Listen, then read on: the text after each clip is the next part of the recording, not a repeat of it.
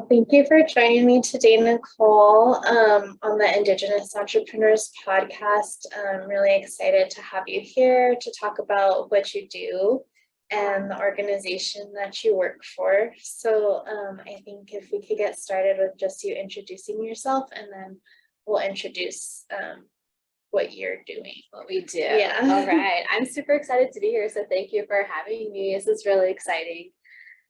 So I'll do my Navajo introduction first. So yeah, it's Nicole Johnny Nishia. Kia ani nishlan dos na Geneva Shishin. Trawahen da Shiche, Ado Nashashi the Net Additionale. I got ego the Nasan Nishlan do at once Ella de Nasha. Krea beedid Sessin Eshogan, Ado Shananishte. So I'm a member of the Navajo Nation, and we always do our introductions, of our clan introductions and where we come from, just as a practice protocol to identify relatives that we might have out there and just establishing good kinship with each other. So that's just a practice of what we do. But my name is Nicole Johnny, and I'm born to the Towering House clan, born for the Black Streak Wood people. My maternal grandfathers are the Water Edge clan, and my paternal grandfathers are the Tewa Bear people. I grew up on the Navajo Nation in the community of Crystal, New Mexico, and I currently live and work here in Albuquerque. So I'm excited to be here and to be on the lands of our Pueblo neighbors of Tewa territory. Great. I love the Navajo tradition of introducing yourselves that way. My fiance is Navajo, but he doesn't know his clans by heart, and I'm trying to learn them so that our kids can know them. Yeah. I just know that I'm Nakai Janae. That's a really good story. Yeah. It's really good. You're a great relative. You're on a first great step forward. So I've been working on that, but I just think it's a really beautiful tradition. So I love that you did that. Yeah, no, I think it's always a really awesome thing to do that. I always think about how, our prior generations, like my mother's generation, my grandmother's generation, introducing themselves in their traditional format, it was not really an accepted practice. It wasn't really welcomed. It wasn't maybe not seen as professional, and you don't do that in these arenas. But now living in the space currently that we are now, where it's welcomed, there is more openness in hearing different ways of doing this, and it still is seen as being professional too. So I think it's really cool, like collaboration of both being able to exercise that and to practice it as well, and in professional settings. Yeah, and I think it definitely sets the stage for more of like a relational interaction versus just like, the interaction, not like person to person. Like it just develops that relationship, and just acknowledging your ancestry as well. Absolutely. But anyways, I digress. To get started, I am wondering if you can introduce the organization that you work for, and kind of how did you come about working for that organization? Absolutely. So I currently work for Raven Indigenous Capital Partners. We are one of the first Indigenous owned and led VC venture capital firm in the US. They're headquartered in Vancouver, but are in the US and Canada, but where Raven is headquartered in Vancouver, and we definitely are growing into the US space. And so it's really exciting to be part of the Raven team. I think my involvement with finance in general and native finance been around this arena in different formats for the past 10 years. So I have my MBA in finance and my undergraduate degree in finance and minors in economics and psychology. And when I first graduated, I worked for my tribe, the Navajo Nation, in the investment section. So doing portfolio management for the Navajo Nation, just doing different work with the portfolio there and really getting some good hands-on experience and what it is to manage, the different funds that are supposed to benefit Navajo people. And after that, I did a few cool things in between, a bunch of really cool things. Like I worked with the Cobell settlement with the land buyback program and doing land appraisals. I'd always wondered what's the difference between fee simple land and, federal Indian trust land? Why are there different prices? Why does that cause different forms of economic development? So I've always wondered, I've always been very curious about how you build tribal economies. And during my undergraduate years, I studied at Oxford University, and I did macroeconomics of developing nations. And so I had always seen tribal nations as developing nations, and when you look at the economies of developing nations, not underdeveloped and not developed, but developing, you start seeing and noticing the trend of what the economies look like in these different countries, like around the world. And you start seeing the progression from like natural resources to like professional services. But there's always that change, that flux of what pushes the economies to advance or to, move towards a next phase, a different phase of economic development. So with that mindset, I kind of thought about, how do tribal nations have economic development? What does that even mean?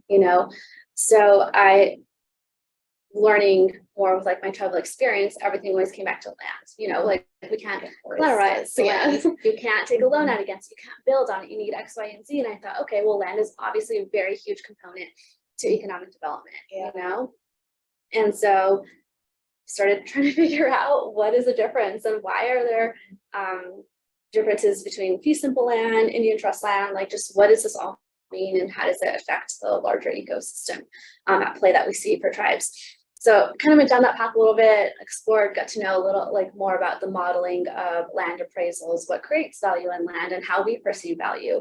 And is there a way in the appraisal process to take into consideration the notions of like the tribal knowledge that we have of land, So did that for a little bit as well. And then worked towards, did brief stint in doing bond finance with RBC Capital Markets. That was a really cool experience as well too. And then after that, I worked for a regional accounting auditing firm, RIDW, and I did business valuation work there too. So I got to learn, how do you buy and sell businesses? What does it look like to acquire businesses, to sell it? What are you looking for? Just all the nitty gritty of what is value in a business? Not the price, not what does it cost, but what does it value at? Yeah. Because in my head, I was thinking we can value land, value businesses. Those are things that we need to work together to create an economy, right? So, like I said, I've been kind of around in different areas of finance for a while, and then I kind of came across Raven, and learning. I had been kind of on the outsides of VC venture capital work, never really like knee deep in it, being around it because we sometimes do evaluation work for mergers and acquisitions for VCs, and also just on the portfolio side for the Navajo Nation, starting to carve out what is private equity VC investing look like from the tribal perspective. So with Raven, it kind of gave me the first opportunity to go like headfirst into kind of like, okay, being part of the ecosystem here. And what I really appreciated and really makes me super excited about Raven is that not only do we do the commercial due diligence of projects or of businesses, because that's who we invest in, we have our impact. We're an impact fund, and we really want to see capital being deployed in ways that benefit Indigenous community. For many times when you're talking about access to capital, when you're talking about, why can someone from like an Ivy League school raise, $500,000, $1 million just from their private network to start businesses, BIPOC community members, we don't often have that opportunity. So the way capital, often is exercised and how we see in the ecosystem, a lot of us at Raven, we think that it needs to change. And I know one of our managing partners, Paul Lissard, definitely sees that need of how capital needs to change. And so that's what we do at Raven. We use capital to, uplift our communities. We really want to see it as an impact in having a greater effect in Indigenous community. And I think it's really exciting to see that because we have our portfolio companies right now with Raven, and we're seeing what they're doing and uplifting Indigenous voices, community, all of that, but also seeing, a great business model. And it's like we're showing our investors that you can do both, that this is a realistic thing.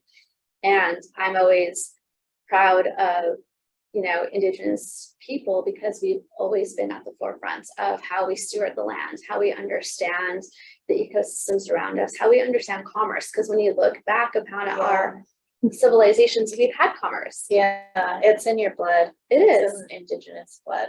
Absolutely it is. And so, but why don't we see that now? But why don't we see the Indigenous commerce now? Why don't we see that Indigenous excellence now? And I think the work with Raven and what we do really kind of helps gives the stage to our CEOs and our founders of, you know, who we believe in, what they're doing and why we fund them. Yeah, and kind of like reigniting that fire that's always been there. Yeah, It's awesome. it is. I have so many questions. I'm like, but the first one that I'm gonna start with is just basic, like, what is venture capital? Yeah, so a lot of times, so when you think about venture capital, people like it goes over a lot of people's heads. We think about this like really sophisticated way of like investing. It's not, you know, really venture capital is we want to see what a business is. We want to see what you've done with your business and where you want to take your business. You know, do you want to grow it out to a larger business, and do you need, you know, cash to fuel it? And so with venture capital, there are different types of technical vehicles that we can use to give the cash infusion, but primarily it's what we do is like equity-backed financing. So, you know, everyone knows Shark Tank, right? So it's a little bit like Shark Tank, not exactly like it, but similar, of where we're like, okay, well, we can take this many shares, you know, we'll trade you this amount of capital for this amount of shares, you know. And so that's kind of how the very high, like the high view of venture capital, how it works. So you kind of like purchase a portion of the company. How is it different from like taking out a loan or using a grant? Like, kind of just how is venture capital a different form of funding? Yeah, so I know with a lot of different businesses, like loans and grants are part of the system of creating a business. Of course, with like loans, that's debt. So that shows up as debt on your, you know, your financial statements. And with debt, you pay it back. You know, you pay it back either in like monthly installments or yearly installments or however it's structured. With grants, that's cash flow that comes in that you don't really have to really report back on. It's not debt on your books. It's not ownership, you know, of anyone else. But when you do equity-backed financing, that shows up on your balance sheet. So that comes up on your equity portion of the balance sheet there. So it shows that, you know, there are shares outstanding that, you know, has ownership to other, you know, funders, other VC funds that can also do that as well too. So that's kind of where it shows up. And with venture capital, sometimes the strategies are a little bit different, but, you know, the exit is kind of where, if you must say, the return is made there. But so that's where it's not a loan of where you're going to be paying back VC funds like, you know, every month. You know, typically that's not the case there, where they're kind of like for the long run of helping you grow your business. Yeah. So there are so many Indigenous owned businesses out there. And from our program and the discovery, we've done financial literacy and just kind of understanding like, okay, how do I fund my business? How do I account for things? How do I pay taxes? All the financial aspects of things is seems to be the biggest challenge and like kind of hoop to jump through for a lot of these businesses. So when they're looking into like developing their business or growing, what is the ideal situation for them to look into using venture capital as a source of funding? Okay, so, you know, and a lot of it is like what it's really good to know that too, because with what we look at, when I start looking at a company, at a deal, we look at, you know, is there debt? Because it's like cash that we're going to be giving them going to be used to pay off debt, or is it used for operations, you know, like scale and grow? To scale and grow the business, or what are we looking at? And so oftentimes the question we have is like, no, what is your use of proceeds? Yeah, what are you going to use this money for? Are you going to hire new people? Are you going to buy new equipment? Are you going to you know, get a larger leasing space so your business can grow? Like, how are you using this money to grow? Or is it, you know, using it to retire debt? You know, preferably it's not to retire debt, but it's really to, fuel the expansion of growth. And growth can mean many different things to businesses. It's like hiring new people, buying new assets that you need to, meet your demand of your product. It's, anything from the tangible assets of getting larger space, getting more machines, making your team larger, things like that. Those are the areas of growth that we kind of look at when we're looking at funding, funding a deal, really. So what are some of the businesses that you guys have invested in?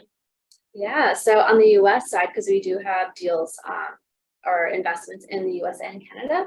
On the US side, one of our most recent investments has been in Tribal Diagnostics. It's a medical laboratory testing company founded by a member of the Chickasaw Nation. So yeah, so it's really exciting to kind of see that and what they do and how they give back to community, to Indigenous community, and how they want to partner with different Indigenous organizations when it comes to like health parities and creating like accessible testing to all, because that's what they do. They have like this transparent pricing model, of where they want to make sure that people can get the tests they need so that they can get the medical care they will need. So what do you look for, like, in a business? If they come to you and they're like, we need this funding, what would you say is one of the biggest deciding factors? Like, are we going to invest in this business or no? One of the larger, I think, deciding factors that we look at has been primarily, is it pre-seed or is it seed investments? Because, we want to understand, because everything, has a little bit of the risk management that you want to think about as well too. So we're looking at how long has the business been there in existence? What's kind of been the growth of revenue, even if it's year 1, year 2, year 3, we're looking at that as well too. We're looking at, do you have a strategy to grow? What's your product strategy? What's your pricing strategy? Who's your team that helps you get to those goals? And what are your benchmarking goals? How are you benchmarking yourselves? Are you wanting to grow, 10% per year, 15% per year? And do you have the strategy behind that? That's what we're looking for, really, because a lot of the times it's really believing in the funder and really having them to say, like, we have the teams, what we're doing, and this is why we need capital. Like, we need, $1 million because we're going to invest like 500 of that, like half that's going to go to like R&D for this pricing model because we've seen success in X, Y, and Z. It's really looking at strategies for growth and for, seeing that the team can really build towards these benchmarks that they're working towards. And another thing we look at too is our companies that are already raising capital.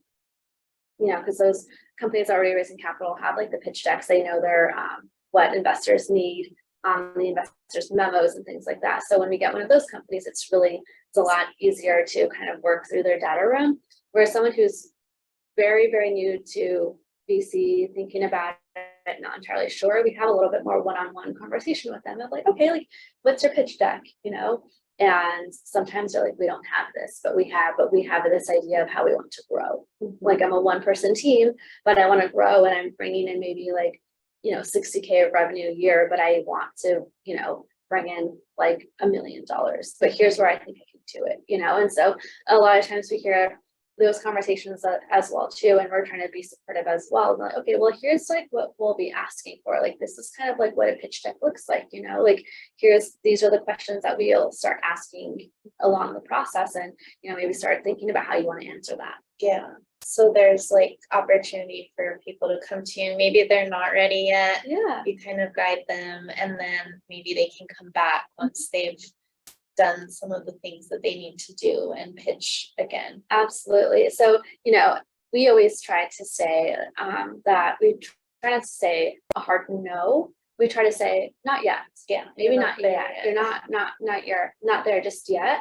Or we try to say like, like this is a really fascinating like business model that you have, maybe there's a different partner in our ecosystem that might be able to better assist you in what you're doing, because with us and the funds that we do have, there are limitations. Like, we don't invest in like alcohol, cannabis, gaming related type of businesses. So those are ones that we don't fund at all. So there are parameters that kind of come with what we do. Yeah. And we try to be very like upfront and honest about it too, because we don't want to waste anyone's time. We don't want to lead someone down a crazy chase, that they think that we're going to get funding, but we really say no because we already know it. We try to be very like upfront and honest and try to say like, okay, well, maybe this is something that we know someone in our system that, can be a better fit. That might be a better fit, because there are so many different VC funds out there have specialties of like ecosystem, of like, what is it, food sustainability, food sovereignty. There's ones about like climate change, a lot of like tech heavy VC funds. And so maybe if it's something that's not quite our fit, we can pass them along to our partners. Kind of changing gears a little bit, I want to go back to what you were talking about regarding like tribal land and the different nuances that come with that. Have you been able to fund any businesses owned on tribal land, or like what does that look like? Because that's like a weird space to navigate, I feel like. It is. It's a very unique space to be in, because when you think about how to grow a business, at least in my, my firsthand experience is the Navajo Nation. So, having to go through the business site lease, processing, getting the business site lease, to breaking land, to building the business, or bringing something in for the land. And so I think that's always, sometimes they need like additional steps to have to go through, but I think it's also quite frankly a really good opportunity for tribes to build that infrastructure to allow to create this economy there. Now, our portfolio companies, one of them, Napa Power Home, what they do is they install solar at residential homes on the Navajo Nation and the Hopi Nation. Now, I think they have offices in Flagstaff near the reservation, because again, the infrastructure, there's not a lot of office complexes that are on tribal lands, that are ready to go to open offices for different businesses to come in. But I think they do a lot of operations on the Navajo Nation, and they try their best to be fairly close to tribal land, because their customer base is there. Yeah, and then I assume that even the businesses that aren't running on tribal land, that they have some sort of, like you said, social impact, where they're always keeping their people in mind. Absolutely. And I know we have another investment in Totem, and they're based in Oklahoma as well too. And they definitely are, our investments tend to be where Native people are at, because that's where the impact is, and that's where we want to see the impact in Indigenous communities there. So they tend to be very clustered around where tribal land is at. That's awesome. With like your experience and your expertise before working for Raven, and then like now working with the venture capital, what are kind of some hopes that you have for the future, or even maybe steps that you see when it comes to that economic development? Like how do you see that playing out? What do you hope comes with, the investments that you guys are making, and then just Indigenous owned businesses? Well, I will say that there is not a shortage of Native entrepreneurs out there. What I will say though is that I think we need to be more supportive of all types of businesses. I know venture capital only works for a very specific type of business model, but that's not to say no one else deserves that support as well. Yeah. And so what I really think New Mexico has done, pretty well is like the incubator programs to support that are here for entrepreneurs. I think it's really vital, like, for that. But I also think there has to be different creative ways of doing like non-dilutive, the term that we use to give capital without like diluting the ownership of the company.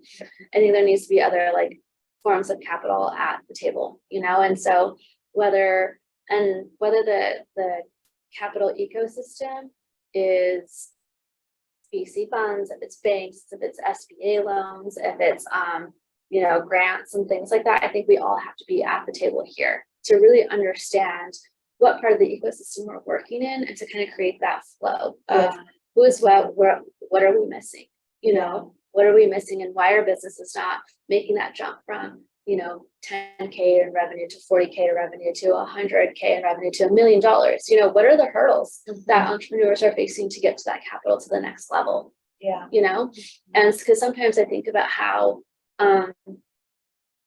even like the micro businesses and smaller businesses, even $10,000 can totally amplify and change their business.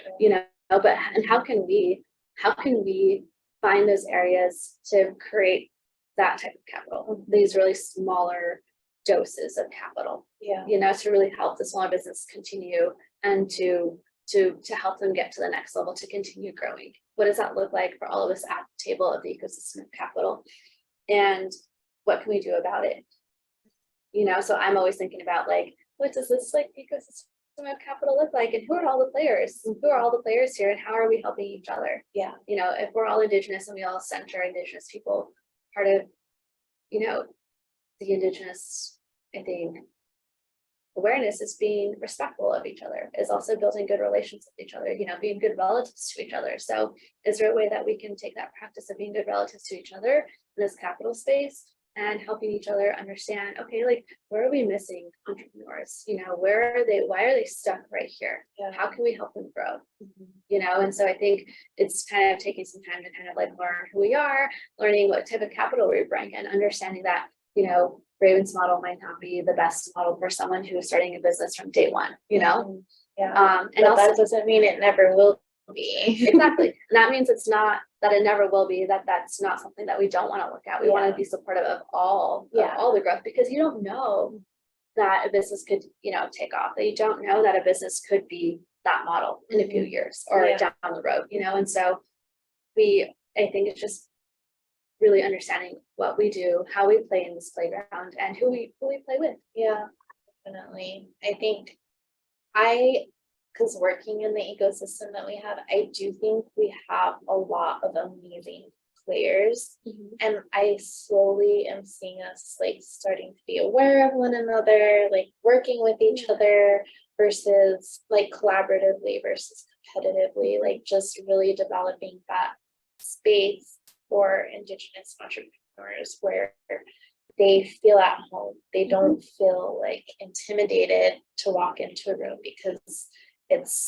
they're people who have the same backgrounds or similar backgrounds as them. Because I know sometimes walking into spaces, especially in the startup world, it's intimidating. So just continuing to develop that space where then, okay, they can maybe launch off from there and then feel more confident going into other spaces that exist in the greater ecosystem. In the greater, larger thing. And I think too, it's also, I think being a good relative, and I use that term very generally, but I think being a good relative is also seeing that I like to use the playground metaphor. The playground, like, we all know the same rules. We all know that, like, being kind, being respectful, giving, making sure everyone feels like, comfortable and safe to come to a space, whether we build that in our own companies and our own places, but making sure that we have that, I think, is important. Because you don't want to turn away someone who has a great idea. They're the ones who could probably like solve maybe like our world's problems. So we don't want to make them feel like they don't belong. I think we want them to be very welcomed, to be very well received. So I think that's definitely a good effort that we put forward, all of us in the space, and especially that of being like, hey, let's help you, let's guide you, let's, what kind of support do you need and want? Yeah, I think we're in an exciting time for the space that we work in, for sure. Very excited and hopeful. I am too. I'm really excited, and I'm really hopeful as well too, just because and this is the time I think that we can really show the world and the commerce system at play that you can have social impact and commercial success.